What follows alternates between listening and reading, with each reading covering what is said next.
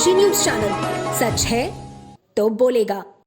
काशी में सुमेरु पीठाधीश्वर जगत गुरु शंकराचार्य स्वामी नरेंद्रानंद सरस्वती की अध्यक्षता में संतों की एक महत्वपूर्ण बैठक आयोजित की गई, जिसमें हिंदू एकता को प्रबल बनाने के उपायों पर चर्चा की गई। इस बैठक में बहराइच की घटना और दिल्ली में रामनवमी पर सनातन हिंदू समाज में हुए आक्रमणों का भी जिक्र हुआ।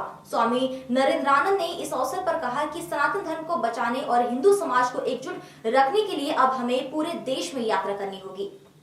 स्वामी नरेंद्रानंद सरस्वती ने बैठक में कहा, हमारे आराध्य भगवान शिव हैं और उनकी उपासना से हम मृत्यु पर भी विजय प्राप्त कर सकते हैं। हमारे उद्देश्य को बढ़ाने के लिए यह यात्रा जरूरी है।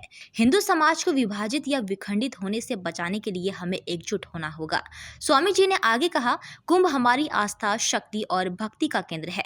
यही वह स्थल है जहाँ राष्ट्रीय और तामसिक शक्तियों ने समुद्र मंथन करके अमृत प्राप्त किया था। अब समय है कि हम एकजुट होकर अपने धर्म की रक्षा करें, क्योंकि वर्तमान में सनातन धर्म पर गंभीर संकट है। उन्होंने यह भी कहा कि इस वक्त सनातन धर्म में धर्मांतरण की घटनाएं बढ़ रही है और सरकारों द्वारा मठों और मंदिरों पर कब्जा किया जा रहा है, जिससे सनातनियों का आस्था केंद्र सरकार के नियंत्रण में है। स्वामी नरेंद्रानंद ने इस बात की जोरदार निंदा की और कहा कि देश में सनातनी मठों और मंदिरों को सरकार के नियंत्रण से मुक्त किया जाना चाहिए। स्वामी नरेंद्रानंद सरस्वती ने कश्मीर का भी जिक्र किया और कहा, भारत का मस्तक कश्मीर था और आज कश्मीर में अनुच्छेद 370 और 35A खत्म हो चुका है। कुछ लोग इसे फिर से लागू करने की कोशिश कर रहे हैं, लेकिन हमें यह याद रखना चाहिए कि अब वह समय नहीं रहा। सुप्रीम कोर्ट ने इसे अनुमोदित कर दिया है और देश को अखंड और एक रखना हमारा राष्ट्रीय कर्तव्य है। स्वामी जी ने कश्मीर के जनप्रतिनिधियों से अपील की कि वे देश की अखंडता बनाए रखने के लिए काम करें। साथ ही उन्होंने यह भी कहा कि यदि कोई ताकतें देश को तोड़ने का प्रयास करेंगे तो संतों को उन शक्तियों को बेनकाब करने के लिए आगे आना पड़ेगा। स्वामी नरेंद्रानंद ने बताया कि आगामी कुंभ मेले में इन मुद्दों पर गहन चर्चा की जाएगी और इस चर्चा के माध्यम से विश्व में शांति, सद्भाव और हिंदू समाज की एकता को मजबूत करने के प्रयास किए जाएंगे। योगी जी स्पष्ट करें कि कौन बटेंगे कौन कटेंगे, क्या कहेंगे गुरु जी इस पर? योगी जी जो किया कहा है, 100% सच कहा है, सही कहा है। और कश्मीर 89-90 याद करें, यही कांग्रेस की सरकार थी और 5 लाख सनातनी हिंदुओं को मार के भगा दिया गया, 50,000 बालिकाओं को कत्लेआम किया गया। और केरल में महात्मा गांधी के मुस्लिम लीग ने आज़ादी के समय 1935 या 37 में 50,000 सनातनियों को काटा।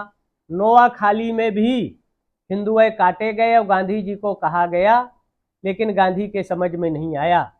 और नोआखाली के बाद तो कैसे मान लिया जाए, अंग्रेजों का एक तरह से दलाल था। उनके इशारे पर उनके वाहन का यूज करना, उनकी सुविधाओं का यूज करना और उन्हीं के विरुद्ध आंदोलन करना है। और यहाँ की जनता को कहे अंग्रेजों की फौज में भर्ती हुई है और उन्हीं से लड़ रहे हैं।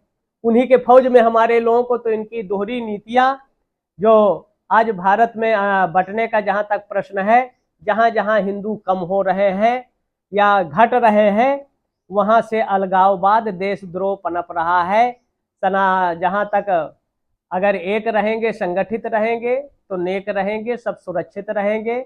जाति पर, भाषा पर, प्रांत पर अगर बटेंगे तो जो स्थिति केरल में भी हुई और एमपी में कन्हैया, राजस्थान में कन्हैया कुमार को, लेकिन ये विधर्मी विजाति नेताओं को सरतन से जुदा का विवाद नहीं इनके समझ में आता है और मोहम्मद साहब की टिप्पणी को लेकर अनर्गल प्रलाप करने लगते हैं।